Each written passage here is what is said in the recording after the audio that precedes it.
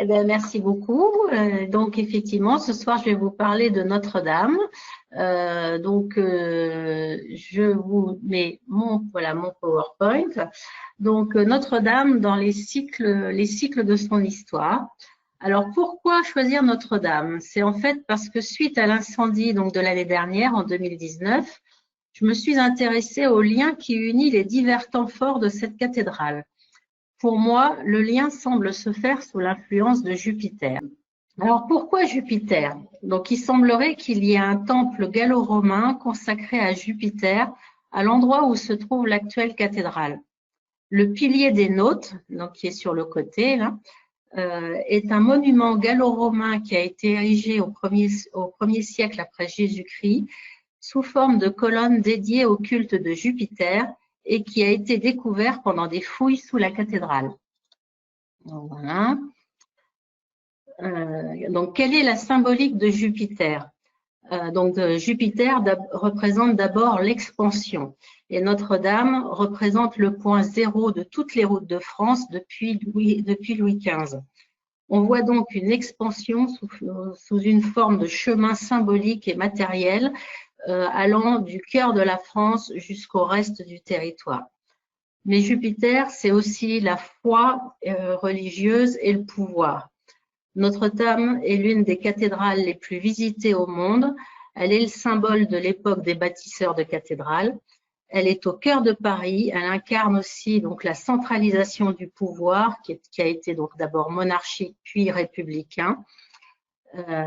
Et donc s'intéresser à Notre-Dame, c'est aussi s'intéresser à nos anciens gouvernants qui assuraient leur légitimité à travers la cérémonie religieuse du sacrement. Et Notre-Dame a été le lieu du sacre de Napoléon. Et ça s'est fait en 1804. Et en numérologie, 1804 égale 4, qui est donc la lame du tarot de l'empereur qui est liée justement à Jupiter. Jupiter, c'est aussi la justice. Et encore aujourd'hui, sur l'île de la Cité, il y a le palais de justice est en train de déménager, mais il y a la cour d'appel, la cour de cassation, le tribunal de commerce, ainsi que la préfecture de police. Donc tout ça, en fait, est très lié à la symbolique de Jupiter. Donc, du coup, avec tout ce postulat, je me suis demandé si l'on pouvait astrologiquement prévoir l'avenir de Notre-Dame en se penchant sur les conjonctions Jupiter-Saturne dans les différents éléments, car c'est une conjonction précisément qui permet en astrologie de voir l'évolution du temps. Nous sommes aujourd'hui à la veille d'un nouveau cycle en air, dont le début sera marqué par une conjonction en décembre 2020 à 0 degré du Verseau. Dès lors, on peut se demander quel avenir semble se profiler pour Notre-Dame. Va-t-on la restaurer à l'identique ou va-t-on la moderniser? Notre-Dame est peut-être le reflet d'un commencement d'une nouvelle époque qui est en train de démarrer. Voilà. Donc, alors déjà pour commencer, je fais un peu de théorie sur ce que sont les cycles du temps.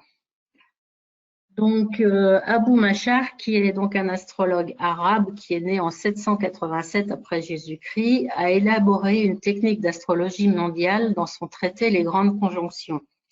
Donc, en fait, c'est parce qu'à l'origine des temps, toutes les planètes étaient à 0 bélier, puis se sont séparées, faisant chacune leur course à leur vitesse. Et la fin des temps arrivera quand ces 7 planètes se trouveront dans le dernier degré des poissons, qui est donc la fin du zodiaque.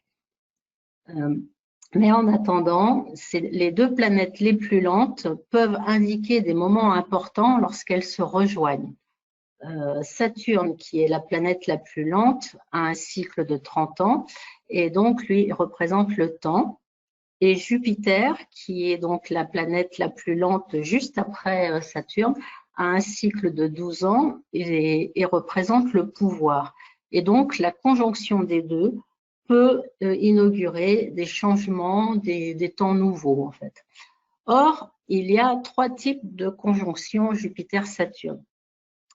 Vu que c'est un cycle qui se fait tous les 20 ans, Il y a des conjonctions mineures, donc qui se reproduisent tous les 20 ans et qui sont dans le même élément. Et puis, il y a des conjonctions majeures qui sont en fait les conjonctions qui se font lorsque la conjonction change d'élément. Et ça, c'est à peu près tous les 200-240 ans. Et puis, il y a la conjonction grande majeure qui est à peu près tous les 960 ans. Et ça, c'est quand la conjonction Jupiter-Saturne se fait en bélier. Donc, c'est l'effet de rareté en fait des conjonctions qui permet quand même de dire que on va vers des événements importants ou au contraire des événements de moyenne importance.